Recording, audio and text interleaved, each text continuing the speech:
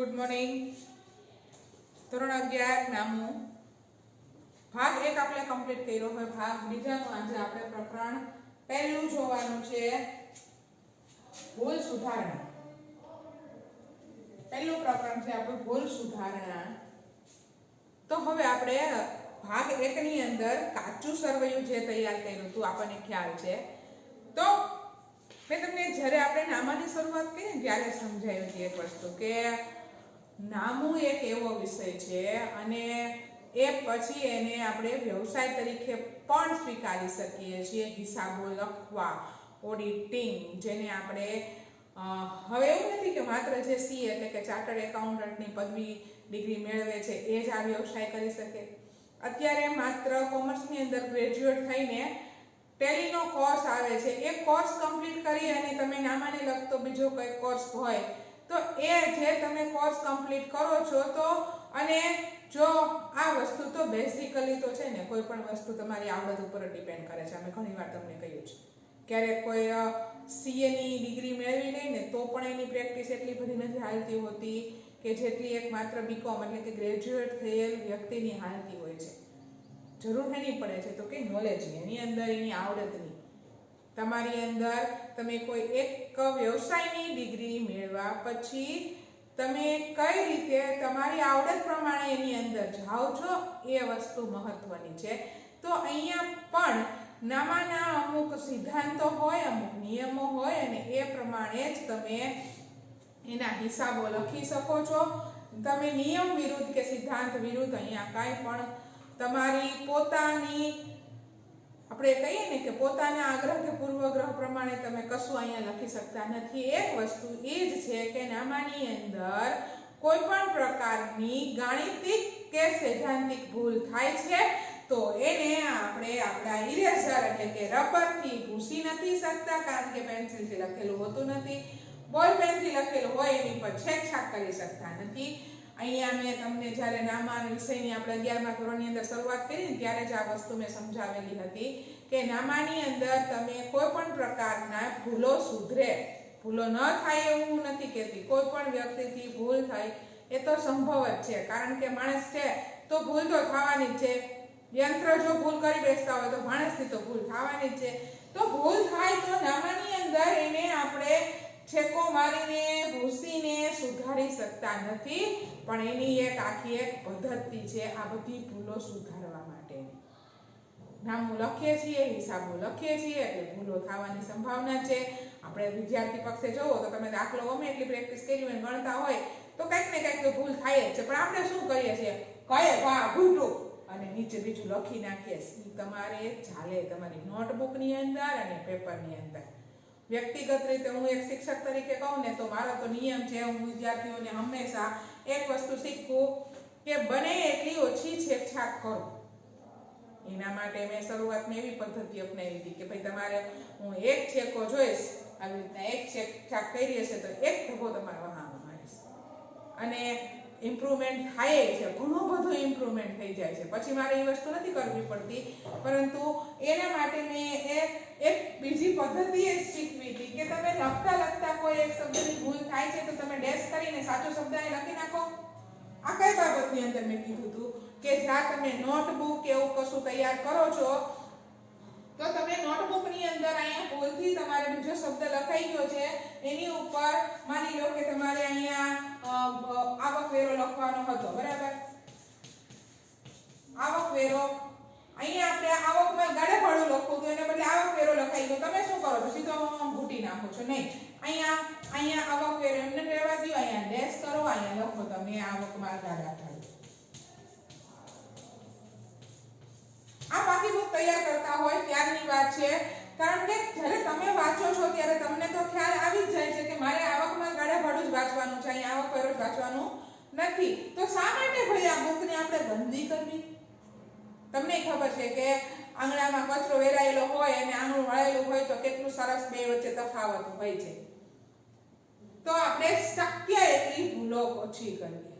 નાનું બાળક હોય ને તો એને પેન્સિલથી શરૂઆત થાય છે. આપણે તો પહેલા તો સારું હતું કે પાટી અને પેનથી શરૂઆત હતી એટલે ભૂલો થાય તો આપણે હાથથી તેને ભૂસી નાખતા હતા અને સુધારી શકતા હતા, બીજા કોઈ વસ્તુની જરૂરિયાત ઉદ્ભવતી નહોતી. પરંતુ એ એટલા માટે પાટીનો ઉપયોગ ક્યાં સુધી કરીએ છીએ કે જ્યાં સુધી આપણી પાસે એટલી સમજણ નથી કે ભૂલો ન થવી જોઈએ, કે આપણે ભૂલો ઓછી કરીએ. એટલા માટે આપણે પાટી અને પેનનો ઉપયોગ કરતા હતા. અત્યારના બાળકો આપણે નર્સરીથી એને પેન્સિલ પકડી દેવામાં આવે છે. અને પેન્સિલ શા માટે કે ઉંમર તો એ જ છે ભૂલો કરવાની, કારણ કે બાળક છે જ્યાં સુધી સમજતું નહીં થાય ત્યાં સુધી ભૂલો કરવાનું છે. એટલા માટે એને ઇરેઝરની સગવડ છે પેન્સિલની હારે. પરંતુ જ્યારથી બોલપેન વાપરતા થઈએ છીએ પછી કોઈ એવું ઇરેઝર નથી કે જે બોલપેનનું લખેલું ભૂસી શકે. હા, તમે એની ઉપર ચેક મારી શકો, પણ આ ચેકો તો દેખાવાનો છે અને દેખાય એ વસ્તુ ખરાબ તો આપણને કોઈને ગમવાની નથી. તો કહેવાનો મતલબ મેં આ પ્રસ્તાવના એટલે બાંધી કે મારું કહેવાનો મતલબ એટલો છે કે તમારે અહીંયા આપણે ભૂલ સુધારણા નામાની અંદર કઈ રીતે આવી કોઈ પણ પ્રકારની છેકછાક, આવો કોઈ પણ પ્રકારનો ડેશ કે ઇરેઝર વગર આપણે ભૂલ થાય છે અને છતાં એને આપણે સુધારીએ છીએ. તો એની આખી એક પદ્ધતિ છે અને એ પદ્ધતિ પ્રમાણે આપણે જઈએ તો અહીંયા આપણે જ્યારે કાચું સરવૈયું તૈયાર કરીએ છીએ, આ કાચું સરવૈયું તૈયાર કર્યા પછી આપણને ઘણી માલુમ પડે કે ક્યારેક કોઈ ભૂલો રહી ગઈ છે. કારણ કે મેઇન વસ્તુ તો આપણે શું તૈયાર કરવાના છે? વાર્ષિક હિસાબો તૈયાર કરવાના છે. અને આ વાર્ષિક હિસાબો તૈયાર કર્યા પહેલા આપણે બેઝ તરીકે કોને લેવાનું છે? કાચા સરવૈયાને. જો કાચા સરવૈયાની અંદર ભૂલો રહેલી હશે તો આપણું પારકું સરવૈયું એટલે કે વાર્ષિક હિસાબો છે એ ભૂલ ભરેલા આવશે અને આપણને ખબર છે કે નફા નુકસાનના આધારે આપણે ધંધાનો નફો કે ખોટ શોધી શકીએ છીએ. એ જ રીતે આપણે પાકો સરવૈયું તૈયાર કરીને ધંધાની આર્થિક સ્થિતિ જાણી શકીએ છીએ.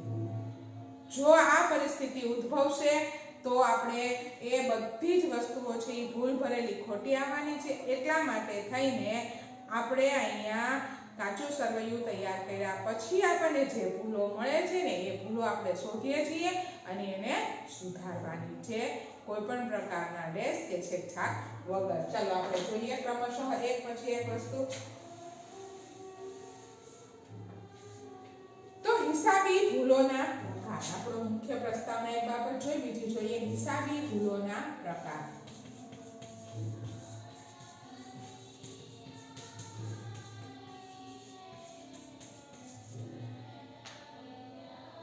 હિસાબી ભૂલોના મુખ્ય બે પ્રકાર છે.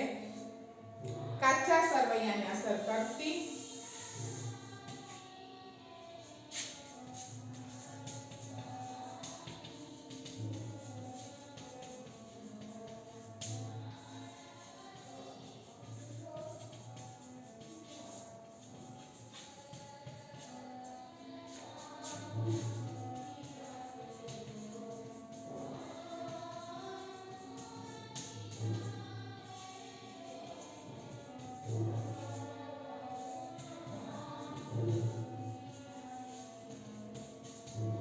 કાચા સરવૈયાને અસર કરતી ભૂલો અને કાચા સરવૈયાને અસર ન કરતી ભૂલો, બે પ્રકારની ભૂલો છે.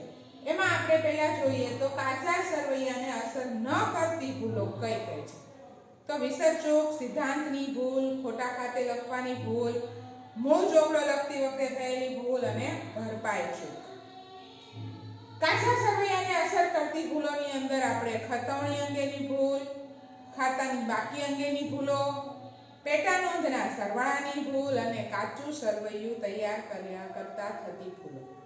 જો આપણે હિસાબી ભૂલોના પ્રકાર જોઈએ છે, એમાં મેઇન વસ્તુ શું છે? કાચું સરવૈયું. કાચા સરવૈયાને ધ્યાનમાં રાખીને એને અસર કરતી ભૂલો અને એને અસર નહીં કરતી ભૂલો, બે પ્રકારની ભૂલો હોય. એક ભૂલો એ પ્રકારની થઈ હોય કે કાચા સરવૈયાને કોઈ અસર કરતી નથી એવી પ્રકારની ભૂલ, અને એક એવી ભૂલ હોય કે જે કાચા સરવૈયાને અસર કરે છે. કાચા સરવૈયાને અસર કરશે એટલે સ્વાભાવિક છે કે એ વાર્ષિક હિસાબોને અસર કરે છે, અને વાર્ષિક હિસાબોને અસર થશે એટલે આપણું ધંધાનું પરિણામ છે એ સ્પષ્ટ આવશે નહીં. તો આપણે સૌપ્રથમ પહેલી ભૂલ જોઈએ તો વિસર્જક. વિસર્જક આપણે ક્યારેક કહેતા હોઈએ ને કે ભાઈ વિસરાઈ ગયું મને, એટલે ભૂલથી આપણને એ વસ્તુ ભૂલાય છે. એમ માની લો ને કે વસ્તુ ભૂલાઈ ગઈ, વિસર્જક, ભૂલ થઈ ગઈ આપણને.